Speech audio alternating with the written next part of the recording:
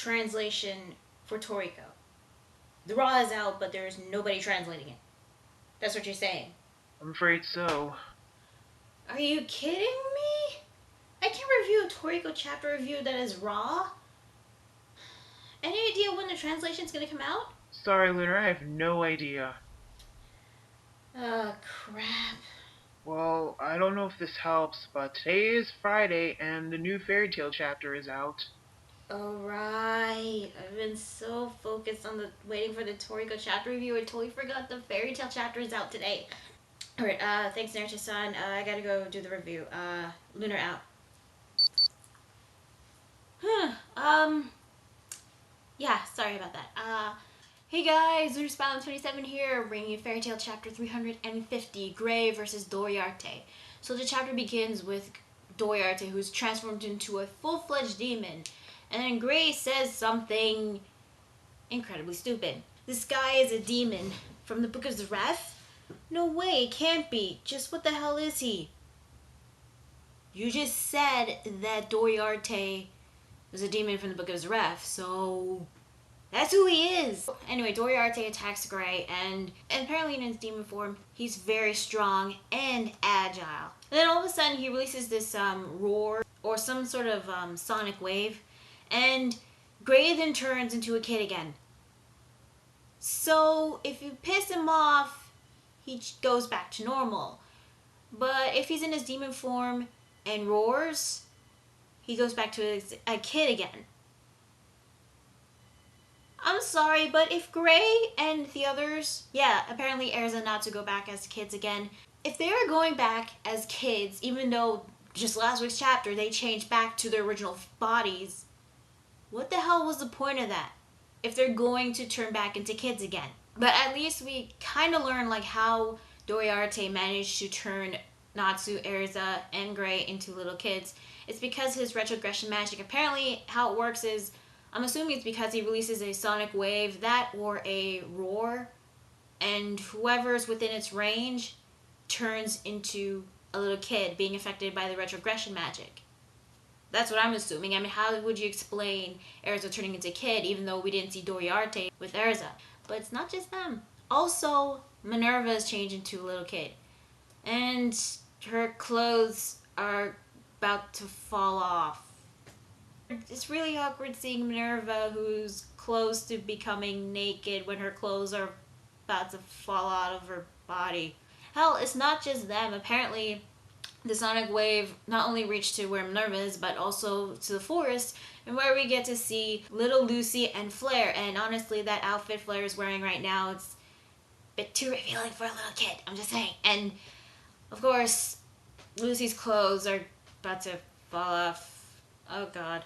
I swear to god. I mean, you know what? If we're gonna see little Lucy naked, I take everything back about, seeing Lucy nearly naked from the past couple of chapters.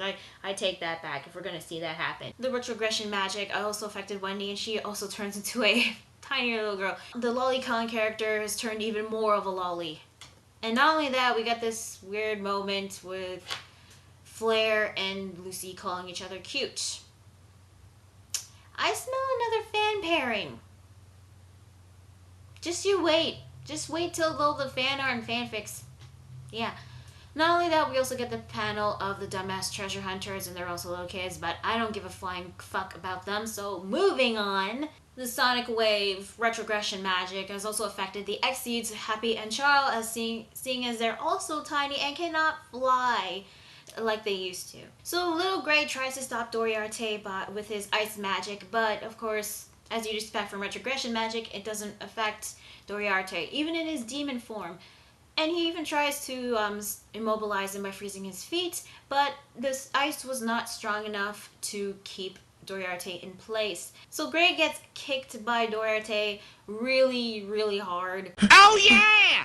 Look at you! You was popping all that good shit a second ago, then you got kicked in your chest! And it looks like Gray was done for because Doriarte tries to go in for another blow. But, even though he couldn't dodge it, he starts to think, because I guess he cannot dodge. He's trying to think about, starts thinking about, the ice that's trapped the entire Sun Village.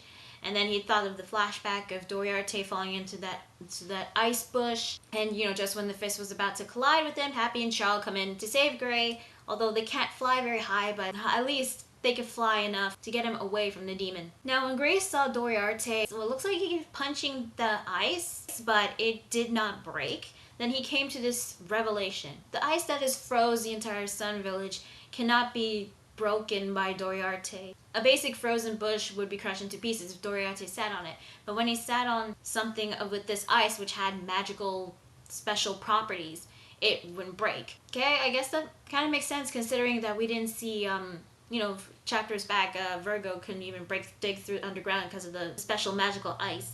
So then he came to the revelation that that special ice might be Doriarte's weakness, since Doriarte is trying to avoid that kind of ice instinctively. But just before he could come to a conclusion of his new plan, he gets hit by Doriarte again. The actual conclusion was for him to control the special magical ice, but he started having doubts, saying that it wasn't so simple, because if it was, he wouldn't be in this mess in the first place. But he was like, no, I can do this. I had zero self-confidence. Now this is some sort of special foreshadowing, because we had a flashback of him observing one of the frozen giants, and when he saw the magical properties of the ice, he said that it was eerily reminiscent of Deliora. Potential foreshadowing of what's to come? You decide. So he slams his hand onto the ground, and I guess he's used his mold-making magic to use his body as a vessel so that he can control the special magical ice to hit Doriarte, which actually works, apparently, because even though ice is not really electricity, but since he is an ice mage, so I guess this makes kind of sense. But then again, I don't understand is like how the special magical ice was able to hurt Doriarte. I guess maybe it's not Gray's own ice, or maybe it's because of the special properties within that special ice. That would make sense, but I just wish that it was explained a little bit more. It was explained like why Doriarte didn't hit the ice, but it wasn't explained like why that ice could hurt Doriarte.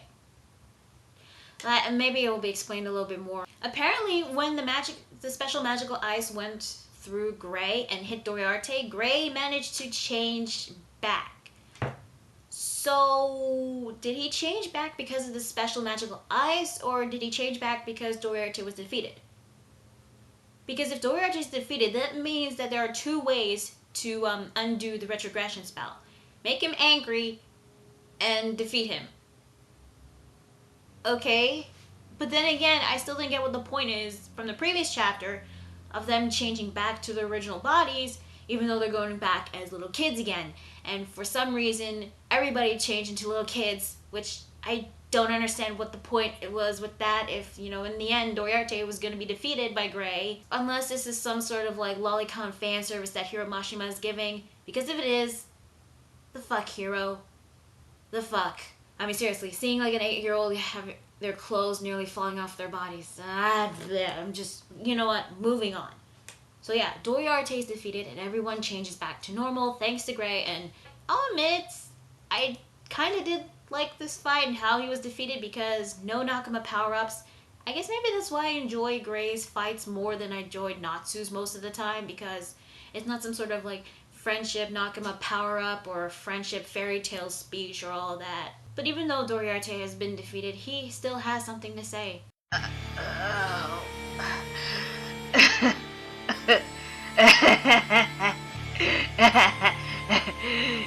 You're the one who opened it up. Hell's Gate, that is. It can't be undone. And...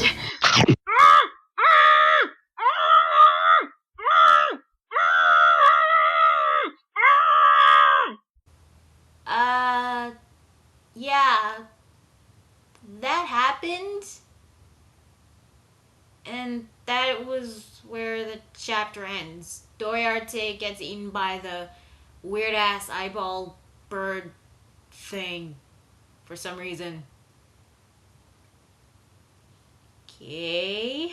So, that is Fairy Tail Chapter 350. What did I think? Well, this chapter was a bit better than last week's chapter, but there were actually some parts that leave me a bit confusing.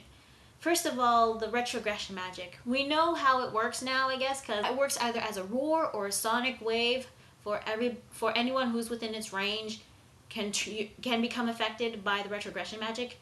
But I still didn't get what the point was of them changing back to their original bodies from the previous chapter if they were going back to their little kid forms. Although it does still question the fact that the special magical ice can hurt Doriarte in the end.